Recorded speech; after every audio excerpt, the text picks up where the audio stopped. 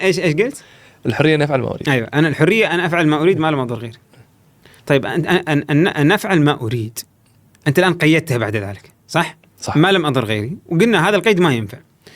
انت لما تقول انا افعل ما اريد، انت رجعت الامر الى الاراده الانسانيه، صح؟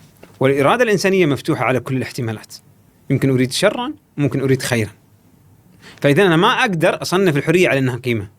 ليش؟ لان القيمه، الشيء حتى يكون قيمه يجب ان يكون ايش؟ مستحسن ذاتيا. يعني بمجرد ما تسمعه تقول هذا حسن لذاته. كيف؟ يعني الحين العدل هو اعطاء كل ذي حق حقه. حسن لذاته. حسن لذاته، يعني من ينكر ان هذا شيء صح؟ ما في حد. الصدق هو ان تخبر بما تؤمن به. الوفاء ان ترد الاحسان بمثله. كلها معاني جميله ما حد ينكر. لكن لما تقول لي انا افعل ما اريد، لا لحظه، الذي تريده هذا جيد ولا غير جيد؟ في نقاش.